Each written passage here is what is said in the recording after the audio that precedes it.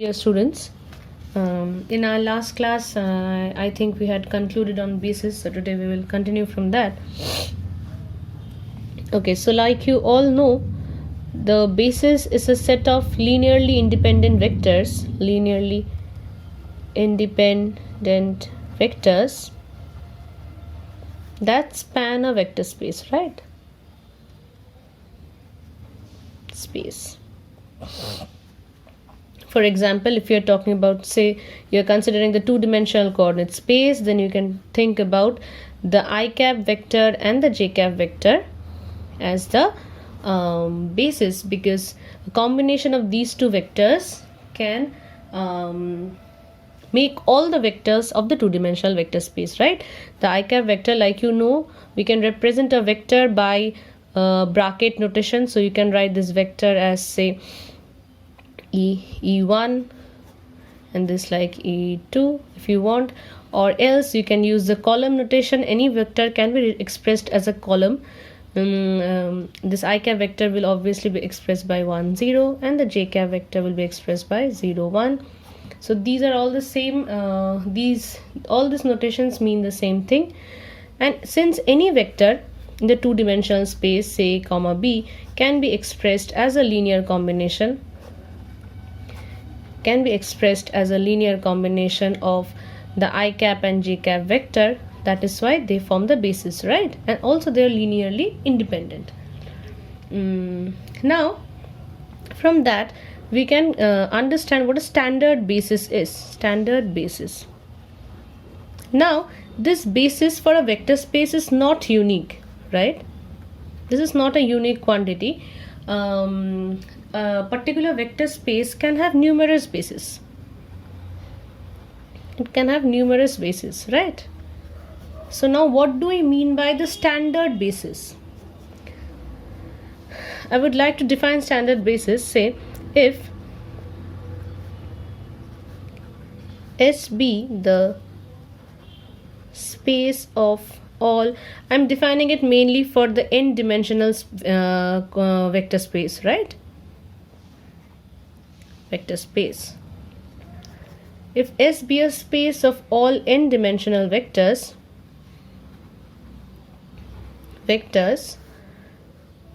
and if we denote ek, okay, denote by ek a vector, denote by ek a vector where whose kth entry is equal to 1 and whose remaining k minus 1 entries are equal to 0. Entries are equal to 0. Then the set of n vectors, that is e1 comma e2 dot dot en, form the standard basis, right? What I've written is, if we take a space of n-dimensional vectors and if we denote ek a vector such that the kth entry is 1 and all the k minus 1 entries, the left out entries, are 0, then the set of all those vectors form the standard basis. Say for example, say you are considering the three-dimensional coordinate space, right? Then the set of, since it is three-dimensional, you will have e1, e2 and e3, right? Because this n is the dimension over here. Since it is three-dimensional, you will have three vectors, and e1 will be given by, it has been said that the kth entry is 1, that is the first entry is 1 and the other entries, k minus 1 entries, are 0. 1 0 0. So e2 is the kth entry, means the second entry over here will be 1 and the other entries will be 0, and e3 is equal to 0 0 1, as a third entry will be 0. So the set of these three vectors will form the standard basis to the three-dimensional coordinate space. Right, so this is what is actually the case, because in three-dimensional vector space, I cap, j cap and k cap can span the entire vector space. This is nothing but I cap, this is j cap, this is k cap, right? So these three vectors form the standard basis. So till now what I have told you, I would like to summarize is, for any vector space you can have numerous sets of bases. Say for example over here E1, E2, E3 forms a base, the standard basis for the three-dimensional vector space. Might be there obviously will be other vectors, say A1, A2, A3, which also form the basis of three-dimensional vector space. That means the basis is not unique. So we give a name standard basis to that basis where the entries, where it is represented by a set called E1, E2, Ek, such that for each vector the kth entry is equal to 1 and the other entries are equal to 0. This set of vectors form the standard basis of that n-dimensional vector space, right? Okay. Now the concept of ordered basis is okay.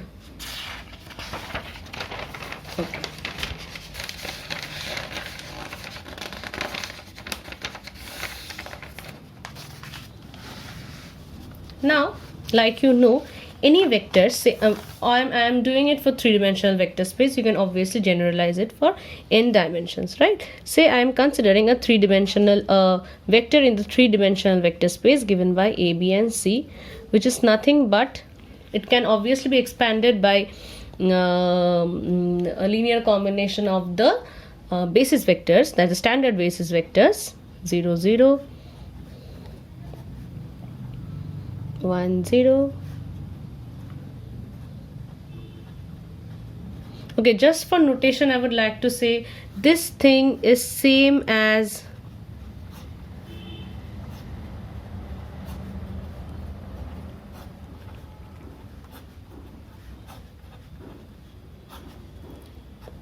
or a vector equal to a, e1 plus b, e2 plus c, e3. These three statements are equivalent, they all mean the same, right? Now what I want to say is since we can write this vector as a column matrix ABC, that means the sequence, these are nothing but the coefficient of the basis, right? So the sequence of basis matters. If you change the sequence of the basis, the column vector will change. That means the order of the basis needs to be maintained, right? So that is when comes the concept of ordered basis. You cannot change the sequence of the basis, you have to maintain the sequence. So ordered basis is a list, it is not a set, it is a list, that is the order of vectors in and basis matters. Okay, it is not a formal definition as such, but what I mean to say is, since you can express a vector by a column vector and these coefficients are nothing but the coefficients of the basis vectors, and this, so you cannot change the sequence. You have to write the basis vectors like e1, e2 dot dot en. You cannot change the sequence, and since you cannot change the sequence, it is called the set of ordered standard basis, right? Set of ordered standard basis.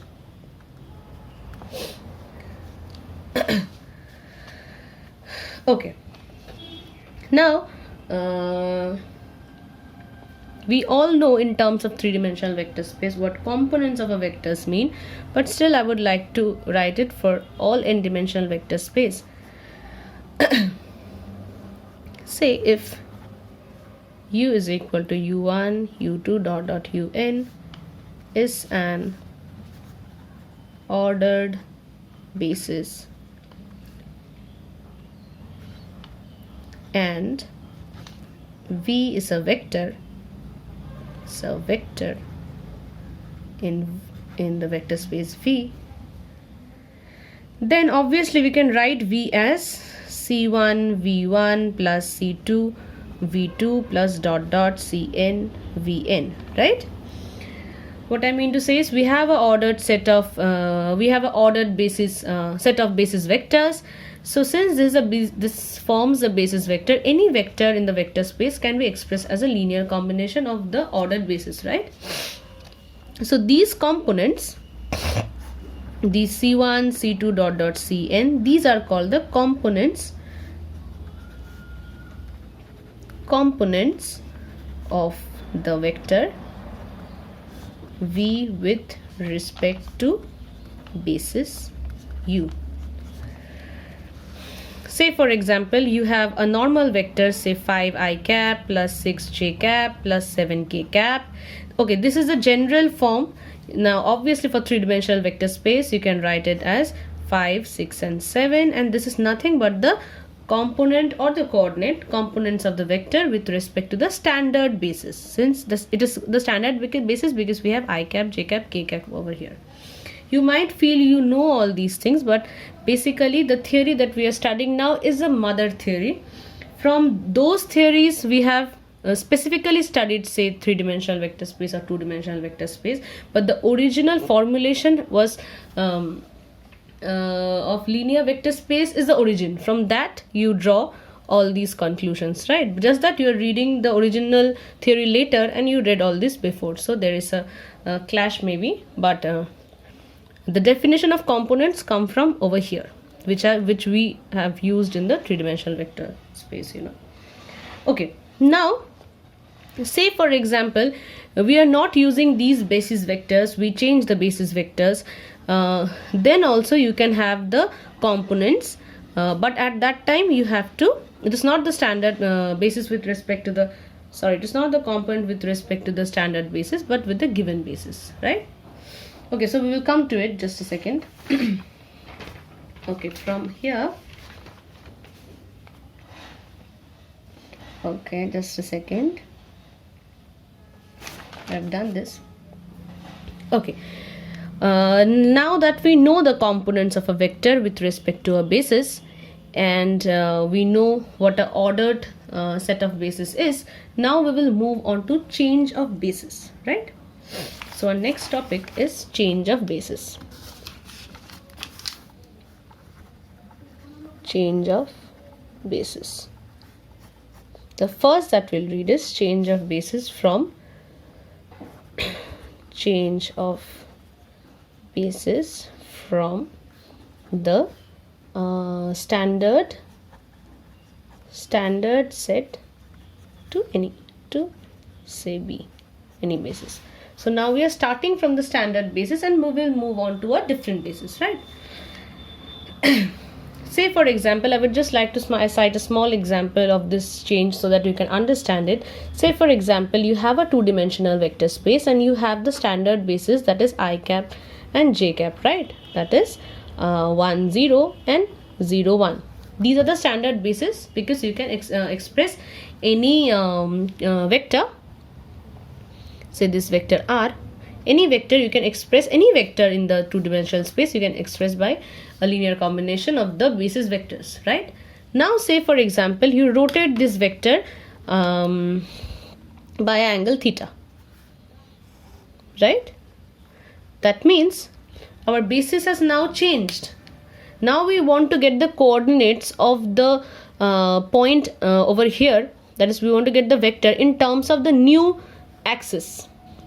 So that is what I mean to say. Our original basis was this, now we have changed the basis, that is we have rotated the entire system by angle theta, and now we have an entire set of now we have a different set of bases, right, which is say E1 and E2.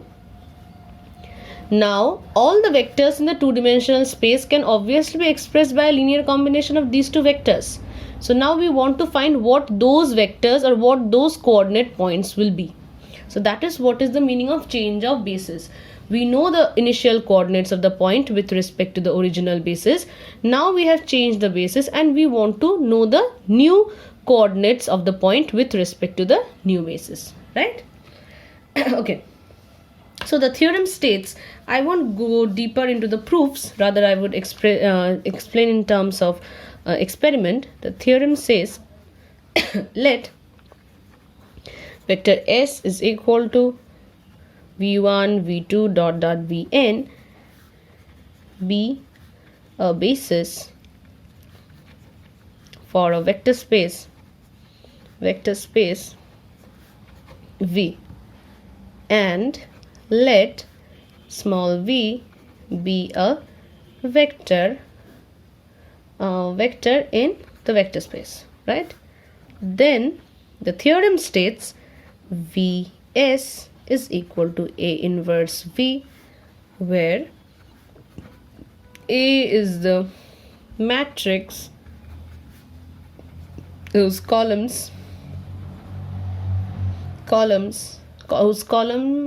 vectors are v1 comma v2 dot dot vn. Okay, so what it states is, say you are given a vector v, and you are asked to you can consult this figure if you want to. Say you have a given vector v, you know its coordinates with respect to the standard basis, right? Now you are given a new basis, set of new basis, and you want to know the coordinates of that point with respect to the new basis, right? So it is said, if you want to know the coordinates of the vector with respect to the new basis, it is given by this formula, where A is the matrix whose columns are the basis vectors. You will just get the proof by solving a simple example. Let's try to solve a simple example. Okay, consider S is equal to 1, 2, 4, 7 of the two-dimensional vector space. Okay, this is the basis, right? Let a vector v is equal to 5, 8, right? Which is presented, this is in the standard basis. Find Vs. This is nothing but the coordinates of the vector with respect to the basis S. This notation means the coordinates or the components of the vector v with respect to the new basis S, right? You have the coordinates or the components with respect to the standard basis, and you have been asked to find the coordinates with respect to the new basis, whose basis vectors are 1, 2 and 4, 7. So you are given the basis vectors, the new basis vectors, right? So if you see the if again please consult this diagram. Now this R is the same vector, you express it with respect to the original basis, or you express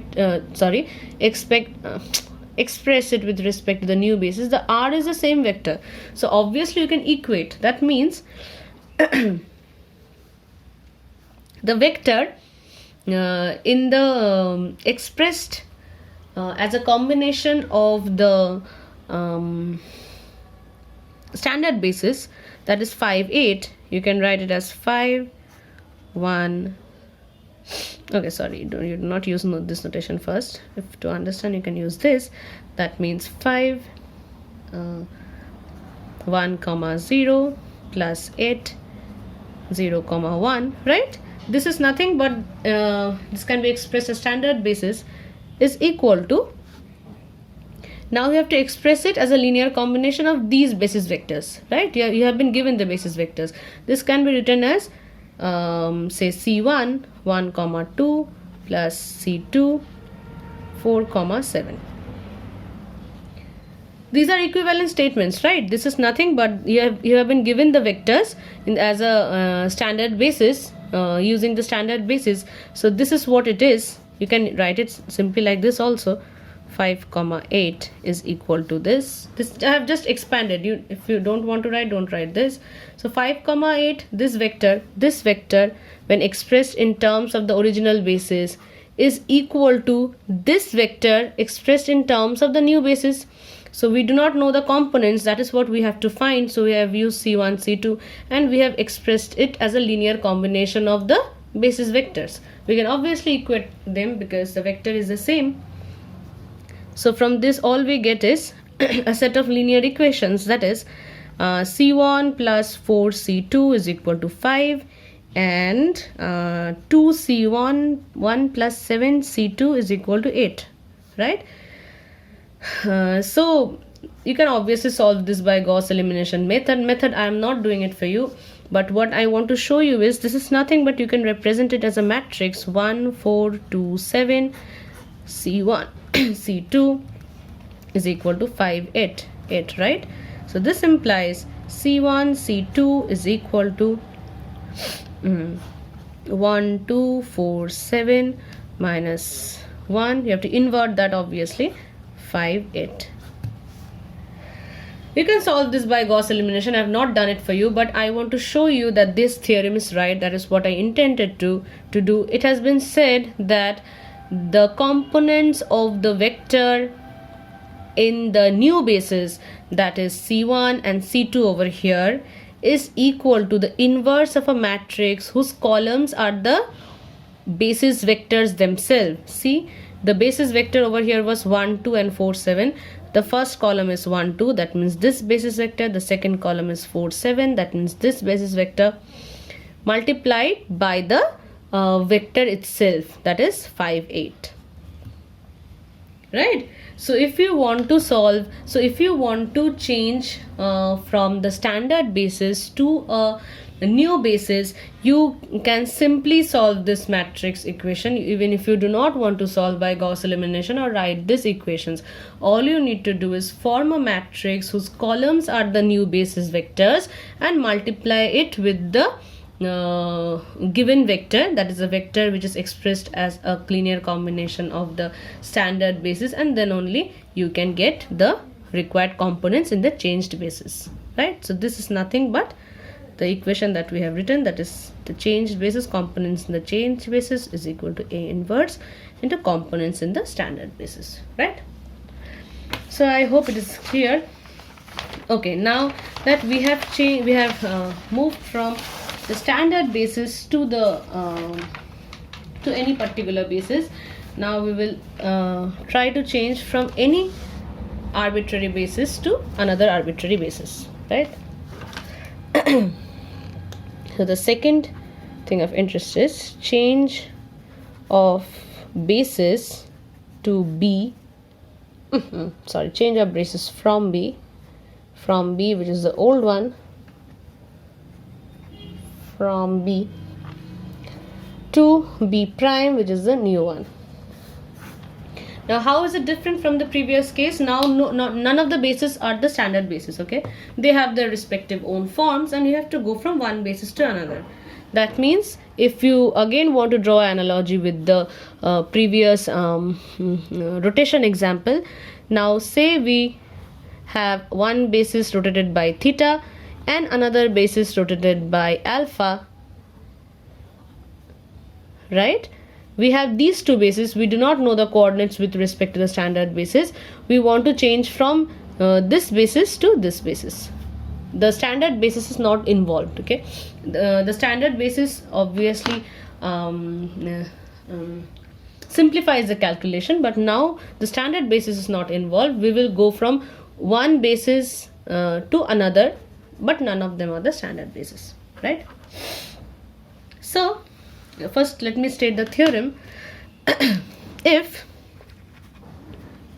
B and B prime are two bases of the n-dimensional vector space with, since it is n-dimensional vector space, the basis of the basis B can express by v1 comma v2 dot vn. We will have obviously n vectors since it is n-dimensional vector space. Okay, if B and B prime are the two bases of the n-dimensional vector space, and if B is expressed like this, then the transition matrix from B coordinate to B prime coordinate is given by M is equal to V1 B prime comma V2 B prime comma dot dot Vn B prime. Okay, I'll explain it. I'm not writing it further. It has been said that, say if you have two bases, the old one is B and the new one is B prime, and you want to change a vector, say vector A, from the old basis to the new basis, so you have to multiply the vector in the old basis, that is, say the vector in the old basis, by a matrix M to get the components of the vector in the new basis, right? And that matrix is nothing but this. Now what is this? These are the basis vectors, the old basis vectors expressed with respect to the new basis. So you have to form a matrix whose columns are the old basis vectors expressed with respect to the new basis vectors. That is, you express the old basis vectors in terms of the new basis vectors, and then you just form a matrix and multiply it by the vector to see the changed vector in the new set. Okay, I'll prove it for you. The proof is not given in the PDF, you just follow it from here. It is not that tough. Say for example, you have two bases, right? The old basis B, no, say the old basis U, and it is given by U1 comma U2 dot dot UN. This is the old basis, the one we are talking about, the B. And we want to move on to the new basis W1 W2 dot dot WN, right? So we have a vector, say we have a vector V. We know the coordinates of the vector with respect to the old basis U, and now we want to know the coordinates of the vector with respect to the new basis. This is our intention, right? So since now, like over here it is given, we have to express the old basis vectors in terms of the new basis vectors, right? Now say we have the new basis vector, the old basis vector U1, we are expressing this old basis vectors in terms of the new basis vectors, right? So we have to make a linear combination of this, because the basis vector is capable of expressing any vector of the vector space. Now since also this is a basis, so U1 can be expressed as a linear combination of all these basis vectors, right? So U1, say, equal to A11 W1 plus A21 W2 plus dot dot dot AN1 W1, right? We can express this because we can express any vector as a linear combination of the basis vectors. So we are applying that property and expressing these old basis vectors as a linear combination of the new basis vectors, right? So U2 is equal to A12 W1 plus A the row, so 22 W2 plus dot dot plus A N2 W. Over here it is WN, sorry, why it is WN, right? So UN can be expressed as A, this is the NW1 plus A 2 NW2 plus dot dot dot plus A NWN, right? I have written is the first variable has changed because the number, any vector we write as a column matrix, so the number of row is changing but the column number is remaining fixed, right? So in that way we have given the name. Okay, so what we have done is we have expressed the older basis vectors in terms of the new basis vectors, right?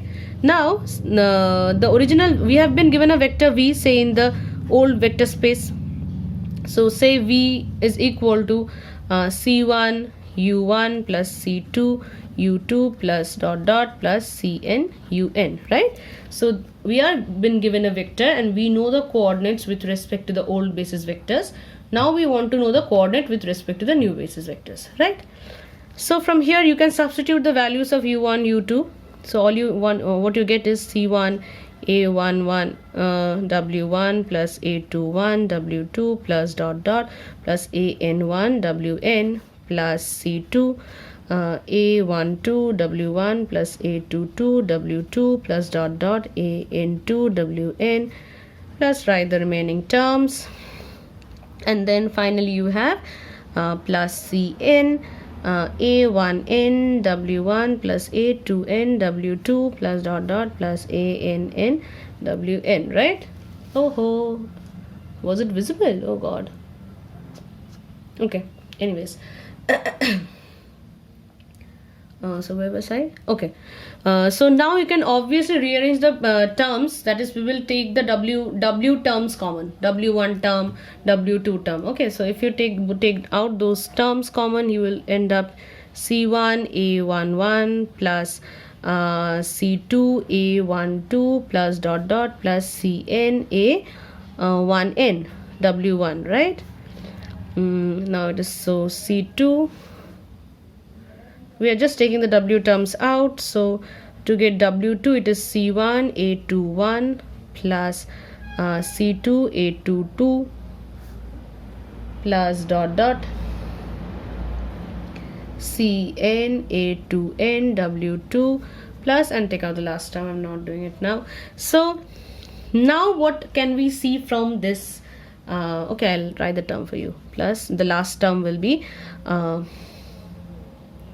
c1 an1 plus c2 an2 plus dot dot plus cn ann wn, right? Now you have to see over here this v, this v, till in the initial stage we began with this c expressed as a linear combination of the old basis vectors, but in this step if you see, now it is expressed as a linear combination of the new basis vectors w1 w2 w3, right? So this is nothing but vw, is not it? Because vw is the coordinate or the components of the vectors with respect to the new basis, that is w basis. So we can write it as a column vector, obviously.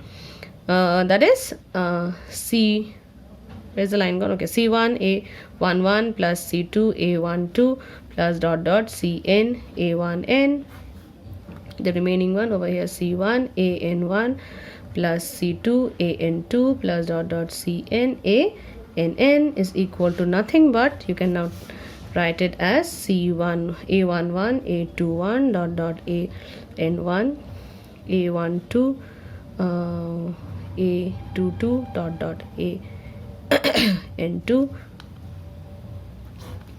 and c1 c2 dot dot cn. You can write this like this. That means, just check it, what we have just written initially, the components of the components of the vector with respect to the new basis, that is the components of the vector with respect to the new basis, is equal to the matrix M and the components of the vector with respect to the old basis, that is c1 c2. See, c1 c2 is the components of the vector with respect to the old basis. c1 c2 is the components of the vector with respect to the old basis u1 u2 u3, right? And the vector M, what it has been written is, form a matrix whose columns are the old basis vectors. The old basis vectors are u1 u2 u3, which are expressed with respect to the new basis vectors. Over here, see, the old basis vectors are expressed as a linear combination of the new basis vectors, and the columns form the vectors themselves, that is a11 a21 dot dot an1.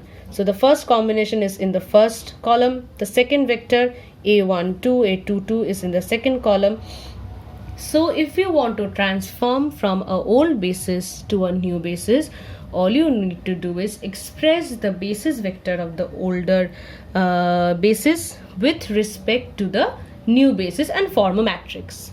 of the vectors, and then if you multiply it with any vector, you will get the coordinates with respect to a new basis, right? Is there time for an example? Okay, I'm not going into any example. There's an example given in the PDF. Go through it, and if you face any kind of problem, let me know. Okay, so that's all for today. Thank you.